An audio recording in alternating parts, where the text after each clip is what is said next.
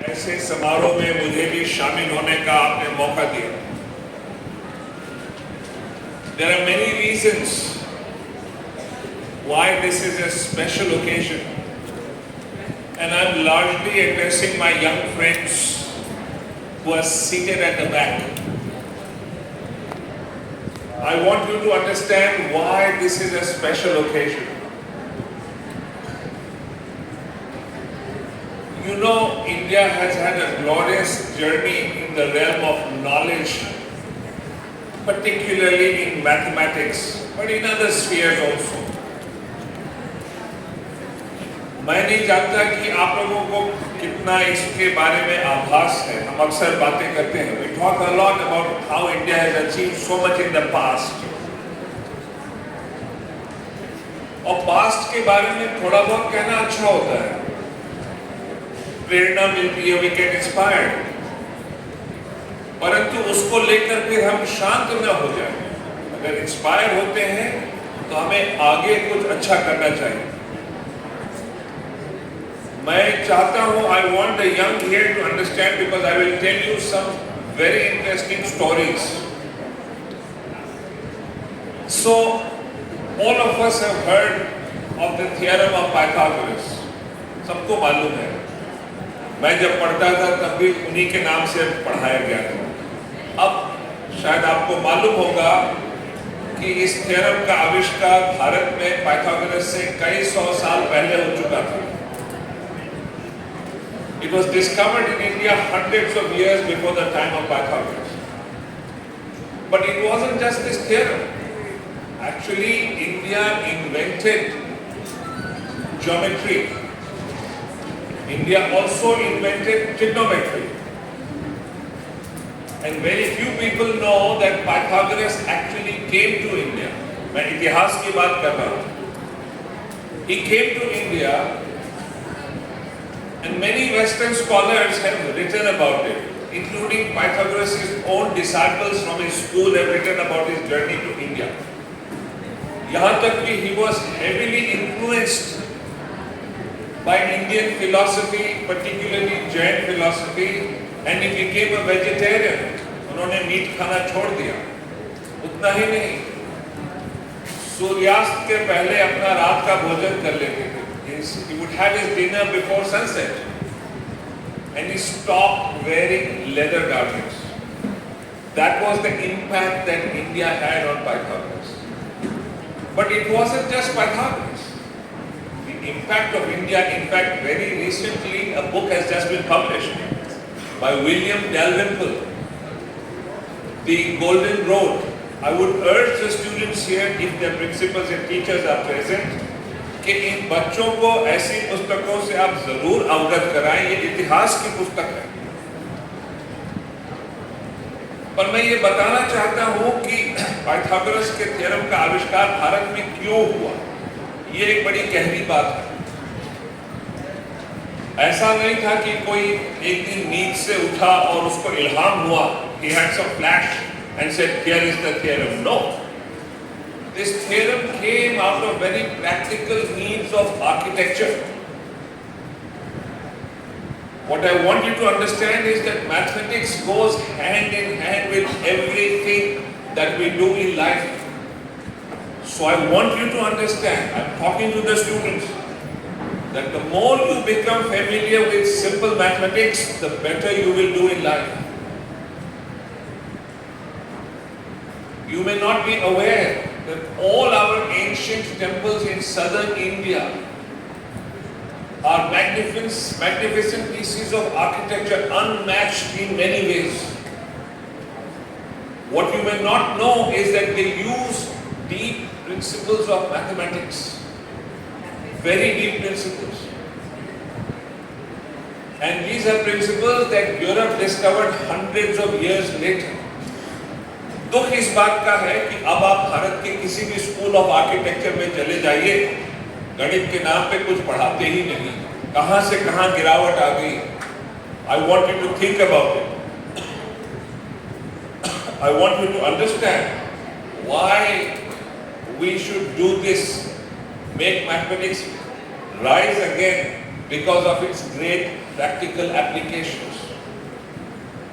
I don't know, we teach the theorem of Pythagoras so much in classes, but I have yet to see a single school, maybe there are, मैं भारत के हर school से परिचित नहीं हूँ, पर मुझे ऐसा लगता है कि जब मैंने पढ़ा था तब तो नहीं बताया, अब भी शायद बहुत स्कूलों में जहाँ मैंने जानकारी ली नहीं बताते कि आप पाइथागोरस के थ्योरम के प्रयोग से पृथ्वी का सर्कमफ्रेंस निकाल सकते हैं।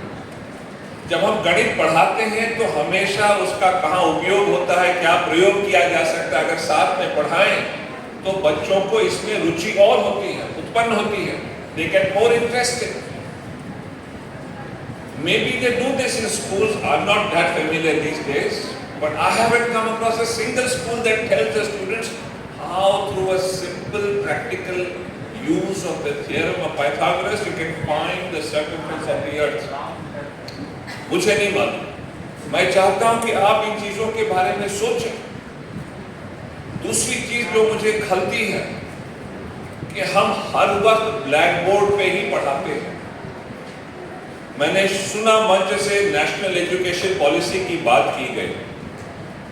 नेशनल एजुकेशन पॉलिसी चिल्ला चिल्ला के कह रही है कि ज्ञान विज्ञान को समाज से जोड़ के पढ़ाइए, और गणित तो ऐसा विषय है, it's a subject that connects with everything in society. It connects with every single aspect of society. आप कुछ भी ले लीजिए, मैं आपको कुछ कहानियां सुनाता हूं। 1976 में जब नोबेल प्राइज अनाउंस हुई मेडिसिन की नोबेल प्राइज थी, उसमें एक भी डॉक्टर नहीं था, एक भी नहीं था, उसमें गणितज्ञ थे। मेडिसिन की प्राइज उनको मिली। क्यों मिली?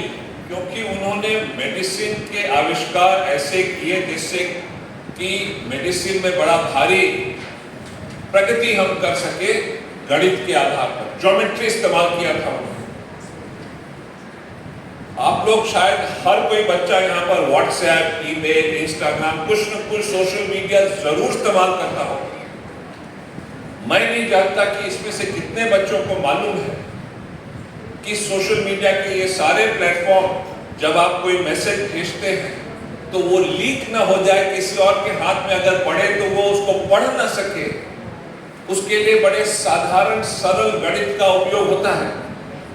और जिन लोगों ने उस गणित का आविष्कार किया वो 3 इजरायली मैथमेटिशियंस थे। वो स्कूल लेवल की गणित है और अच्छी कोडिंग है, प्रोग्रामिंग अच्छी है।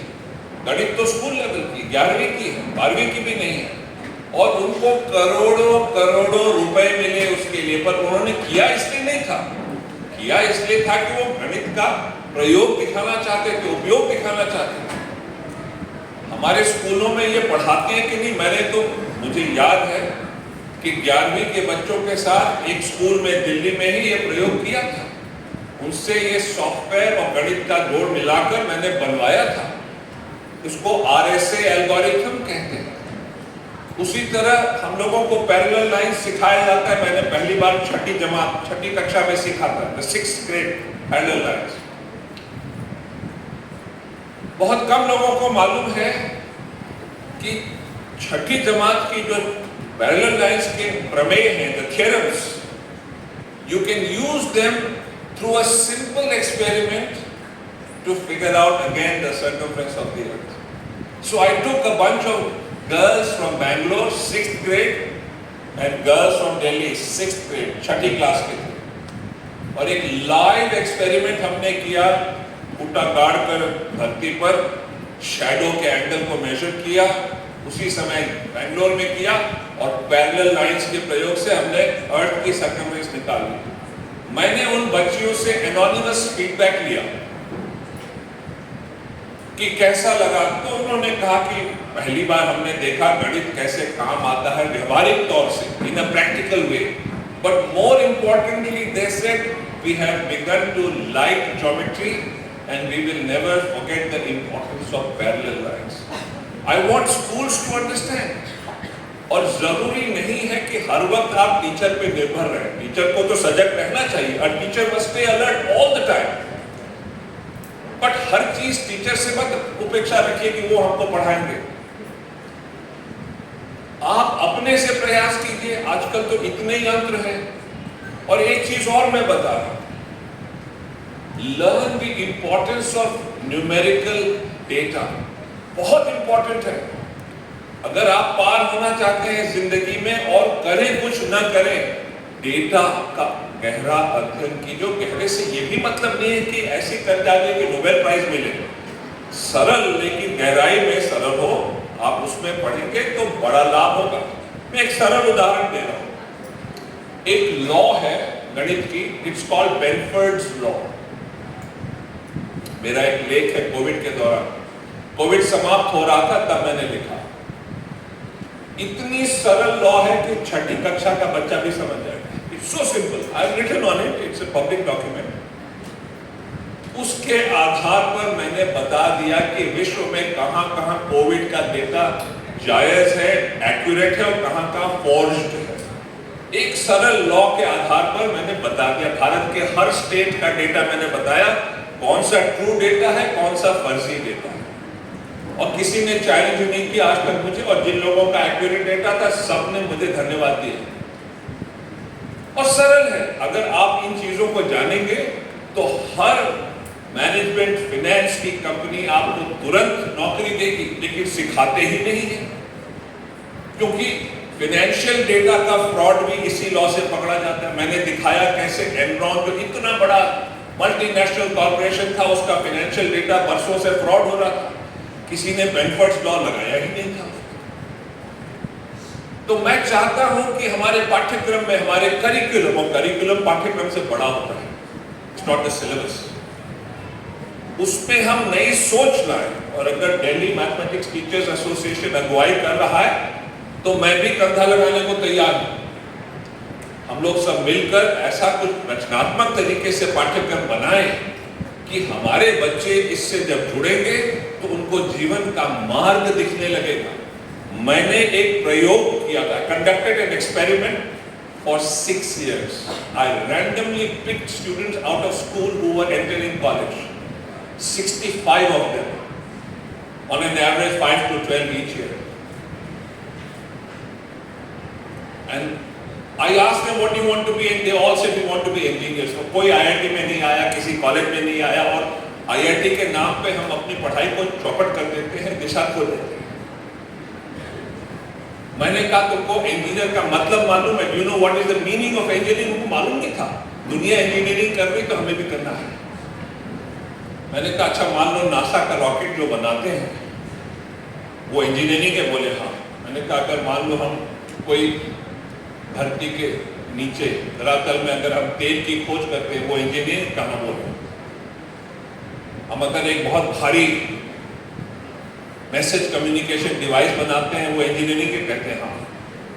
मैंने कहा ये सारे रास्ते खुल जाएंगे, सिर्फ गणित पढ़ो और कोडिंग को सीखो। यकीन कीजिए उन बच्चों ने मेरे ऊपर आस्था रखी। मेरे साथ कुछ बड़े अच्छे गणितज्ञ जुड़े हुए थे जो इस पर प्रयोग में शामिल थे। मैं उदाहरण दे रहा हूं, उनमें से एक बच्चा जो किसी भी इंजीनियरिंग कॉलेज में, IIT जो छोड़िए नहीं आया, वो इस समय एप्पल टेक्नोलॉजीज सिलिकॉन वैली में ही one of the chief image analyst गणित के मार्ग से इंजीनियरिंग का काम करता है। एक और बच्चा MD एंडरसन कैंसर सेंटर, जो वर्ल्ड का सबसे बड़ा कैंसर रिसर्च सेंटर है, वहां कैंसर में रिसर्च कर रहा है, उसकी PhD गणित में है। मैं क्या कहना चाहता हूं? एक और है लड़का उसी ग्रुप में से, इस समय ही heads Wells Fargo the great data analytics firm in this entire South Asia region, Bangalore स्थित है। तो जापान भी उसके नीचे आता है। सबने गणित ही किया, गणित और कोडिंग सीखा। अब तो आर्टिफिशियल इंटेलिजेंस आ गई है, आप न्यूमेरिकल डेटा से जुड़िए। सरल न्यूमेरिकल डेटा से बहुत कुछ समझा जा सकता है, बहुत कुछ। आप कोडिंग से जुड़िए, गणित और कोडिंग नहीं जुड़ेगा तो भारत का हित नहीं होगा। इस IIT के दबाव में, उसके प्रकोप से हमें बाहर आना है, वही एक मार्ग नहीं है। दिक्कत क्या होती है? अभिभावक, parents, they create trouble for the children and our teachers come under pressure and they begin to teach in a mechanical way bad things that affect the minds of children. If You learn to have faith in yourselves. अपने अंतरात्मा की ध्वनि को पकड़ो। अधिकांश के अंदर गणित जरूर होगी ध्वनि में, उससे मैत्री करो, आगे बढ़ो, ईश्वर पे भरोसा रखो। ईश्वर गणितज्ञ है, तुम्हारा हाथ पकड़ेगा। और 65 के 65 बच्चे कहां कहां इस समय विश्व में स्थित है, आप भी उसी तरह हो सकते हो। भारत को इसके बारे में सोचना है और DMTA हो सकता है इसको लेकर कुछ आगे बढ़े, अगुवाई करे। एक आखिरी बात, श्रीनिवास रामानुजन हम गणितज्ञों के लिए देवता समान है। मैं चाहता हूं कि हर बच्चा उनके जीवन के बारे में थोड़ा बहुत पढ़े जरूर। 22 दिसंबर को उनका जन्म दिवस है। He was born on 22nd of December and it is celebrated as National Mathematics Day. आप अपने अपने तरीके से जरूर कुछ न कुछ रामानुजन के बारे में पढ़िएगा तो आपकी श्रद्धांजलि उस महान गणितज्ञ के लिए हो जाएगी। क्यों कहता हूं मैं कि जब हम अंग्रेजों के प्रकोप में थे, उनके शिकंजे में थे, मनोबल भारत का टूटा हुआ था, India didn't know where it was headed. उस समय रामानुजन ने गणित में ऐसे ऊंचे ऊंचे अपने प्रयास से, अपने आत्मविश्वास से, अपनी निष्ठा से गणित के ऐसे आविष्कार किए कि अंग्रेज और गोरे देखते रहते थे। भारत में आत्मविश्वास रामानुजन के प्रभाव से जगा, उसका मैं आपको प्रमाण देता हूं। भारत के एक बहुत भारी फिजिसिस्ट थे सुब्रमण्यम चंद्रशेखर, उनको नोबेल प्राइज मिली। रमन के बाद फिजिक्स में वही दूसरे हैं, वो अमेरिका में चले गए। उन्होंने अपनी आत्मकथा में लिखा कि मैं जब पढ़ता था तो भारत अंग्रेजों के शिकंजे में था, हम लोगों का मनोबल टूटा था, लेकिन कुछ नाम थे, there were some names that used to inspire us, give us hope and faith. कौन थे वो नाम? महात्मा गांधी, रविंद्रनाथ ठाकुर, जवाहरलाल नेहरू, श्रीनिवास रामानुजन। रामानुजन का ये प्रभाव था। हम उनके प्रति अपना कितना भी ऋण चुकाए नहीं चुका सकते, इतने गरीबी में थे वो, पर गणित को नहीं त्यागा। और जब उनका नाम हो गया विश्व विख्यात, तो अंग्रेज सरकार ने उनके लिए बड़ा भारी वेतन तय किया। लेकिन भारत मां के इस महान सुपूत ने क्या कहा, जानते हुए कि वे अब मृत्युशैया पे हैं, 32 की उम्र में वे चले गए। उनको मालूम था कि मैं साल भर से ज्यादा नहीं जीऊंगा, मेरे माता पिता पत्नी सब मेरे पे निर्भर है और उनके पास कोई आय का प्रबंध नहीं है। उसके बावजूद रामानुजन ने वह वेतन गरीब और प्रतिभाशाली छात्रों के लिए कहा दे दिया जाए। इसी वजह से हम उनके ऋणी हैं। आप उस ऋण को तब चुकाएंगे जब आप कुछ रामानुजन से प्रेरित होकर कोई अच्छा काम करेंगे। और आखिर में DMTA से मैं अनुरोध करूंगा, क्योंकि नेशनल मैथमेटिक्स डे रामानुजन के नाम से भारत सरकार से उद्घोषित हुआ है, तो इंडिया मैथमेटिक्स डे थोड़ा मुझे लगता है आप इसके बारे में सोचें, कोई और नाम रखिए। नेशनल और इंडिया एक ही चीज है, और रामानुजन की आत्मा को कितनी भी श्रद्धांजलि देंगे, हम उनका ऋण नहीं चुका सकते। तो शायद अगर आप सोचें तो मैं भी साथ दूंगा। इस अवसर के लिए मुझे आपने यहाँ बुलाया। और आखिरी चीज भूल गया, ये पावन भूमि है, यहाँ से थोड़ी ही दूर पे भारत को जिसने फिर से जगाया, आप पढ़िए, मैं महात्मा गांधी की बात कर रहा हूँ। रविंद्रनाथ ठाकुर क्या कहते हैं कि ये व्यक्ति है जिसने सत्य की वो पुकार गरीब के झोपड़े में दी जो युगों पहले भगवान बुद्ध ने दी थी। इस तरह की श्रद्धांजलि रविंद्रनाथ ठाकुर महात्मा गांधी को दे रहे हैं। उसने हम सबको प्रेरित किया।